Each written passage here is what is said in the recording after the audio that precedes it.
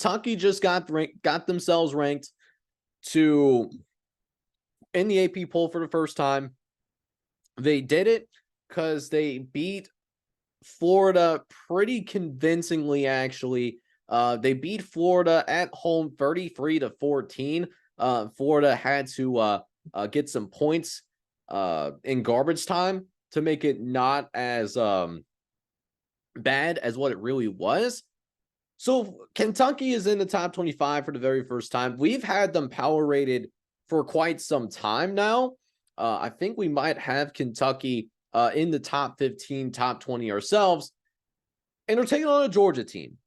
And this Georgia team, two-time defending champions, they're the number one team in the entire country, at least according to the AP poll.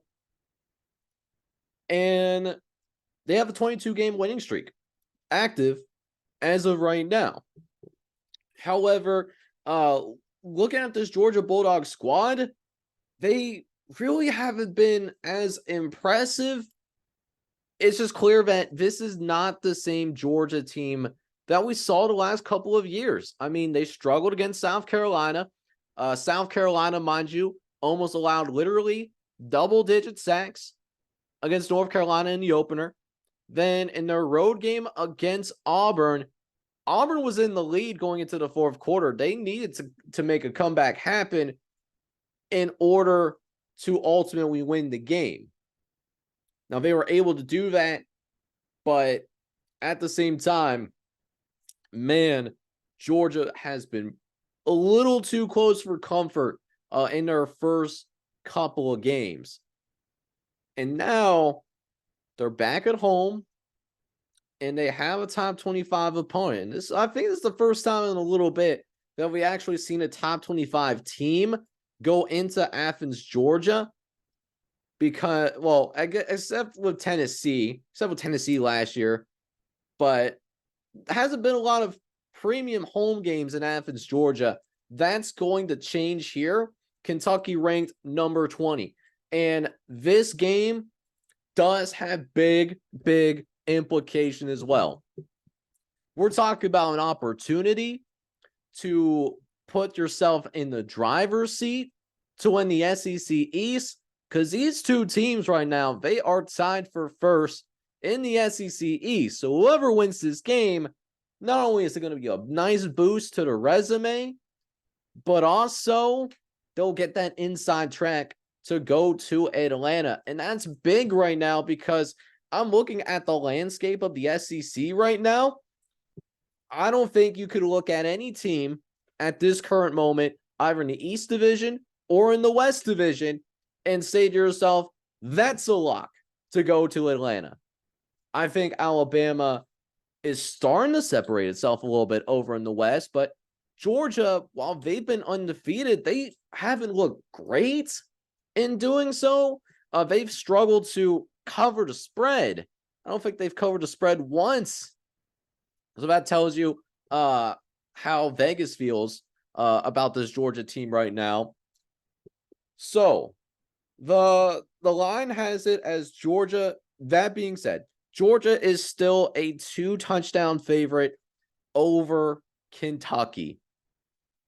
So with a spread that's a little bit bigger, how does Kentucky pull off this upset? We got the obvious. You got to win the turnover battle, right? You have to win the turnover battle, be effective in the red zone. I think we all know this, but what else? Devin Leary's got to show up, man. Devin Leary is going to have to show up and play well in this game, because their main offensive weapon so far this year is Ray Davis. Ray Davis has been electric this season for the Kentucky Wildcats. Nearly 600 yards, 8 touchdowns. Most recently, he ran for 26, 280, and 3 scores. So I don't think they're going to get that much production out of Ray Davis. But in the event that Ray Davis can't get much going against the Georgia rushing defense, Devin Leary's going to have to show up. And Devin Leary's been fine, but he hasn't really had that breakout game, I would say. So far in SEC action, he's actually been pretty mediocre. 2 touchdowns, 2 interceptions. In that Florida game, they're very fortunate that they didn't really need him. He was 9 for 19 for 69 yards. It's not that nice. It's not that nice at all. He found a little bit of groove in the second half, but it wasn't that nice of a game. His longest pass went for 12 yards. So I do think that Devin Leary is going to have to be more effective, because if he has a similar type of game in that Florida matchup, he does that against Georgia, they're going to key in on Ray Davis. And as is, Georgia, while it's not an elite rushing defense by any means, Bulldogs, they still have a solid rush defense. They average 113 yards on the ground, yards allowed per game. That's good for 37th in the entire country. So we'll see what Ray Davis can do. I think he's going to be a big focal point, but I think Devin Leary is really the big X factor in this one. If Kentucky is going to be able to pull this upset off. In addition, if Kentucky wants to go out, the other big thing for Kentucky to pull this win off is Kentucky has to find a way to contain Brock Bowers. Brock Bowers, in the 5 games that Georgia has played so far this year, he has looked like the best player on the field so far. He's won the Mackey Award last year. And in that game against Auburn, listen, it was a good stat line and all. 8 catches, 157 yards, but particularly in that fourth quarter, in that final quarter where Georgia was able to finally put away the Auburn Tigers on the road, he had 4 catches for 121 yards in that final quarter alone. That's what I call taking over a game. So if you're Kentucky, you absolutely cannot allow Brock Bowers to do that to you. Make someone else, anybody else, beat you.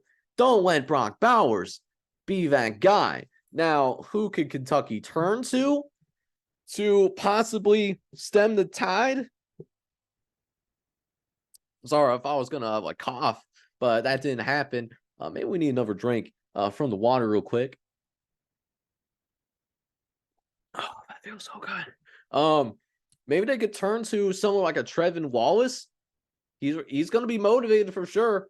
The Kentucky inside linebacker. He's returned to his home state, and he had a team high of 5 tackles for loss. He also has 3.5 sacks as well, and he also got his first career INT. So maybe like a Trevin Wallace is gonna have to stick with a Brock Bowers and just do what he can to keep up in coverage. Because if Brock Bowers is able to get loose, we're gonna have some problems. We are going to have some major problems. And historically, Kentucky has not succeeded against Georgia. In the series, Georgia 62-12 in their series together. Georgia has won the last 13 meetings between these two teams. The last time that Kentucky actually won in this series, you have to go all the way back to 2009. And that was when they beat Georgia 37-24. But other than that, Georgia has only lost 4 times against Kentucky at Sanford Stadium. And guess where this game is going to be? In Sanford Stadium. So, that being considered, and one more thing. Force Georgia to start slow again. Because if Georgia gets off to a fast start, they've been a team that's played better in the second half than the first half. But they have started really slow, particularly in the first quarter. Total this season, they've only scored 17 points in the first quarter. That's the same amount that they allowed in the first quarter defensively. So, Devin Leary is going to have to show up, because who knows what Ray Davis is going to be able to do against the Georgia rushing defense. Because I think that Ray Davis is a bad running back. but I do think that he's going to be the defensive focal point. We talked about Brock Bowers. Brock Bowers has to be contained and then force Georgia to start slow again because they are not as good as a first half team as they are in the second half. Now, we talked about the Vegas line already. It's a minus 14.5, but the model believes in Kentucky a lot more than what Vegas does. Still has Georgia as a favorite, but it's at minus 4.5. So what do we think? What do I personally think here? I don't think that this is the same Georgia team from the last couple of years. I think this is a Georgia team that has that's looked far more vulnerable than what we've seen them in the last couple of years. And listen, it's a hard to maintain top dominance in college football when you're losing.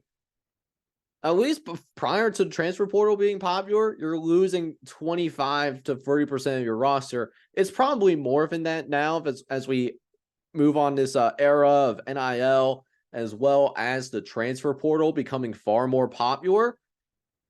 I just think this is what Georgia is. I would think that, through the first month of the season, we would see Georgia flip that switch, and I just haven't seen it. So, I still think Georgia wins this game, but I do believe that Kentucky is going to cover. So we will agree with the model here once again. We'll go with Kentucky plus the points, but Georgia to ultimately win outright. We're going to lock that in. Final answer.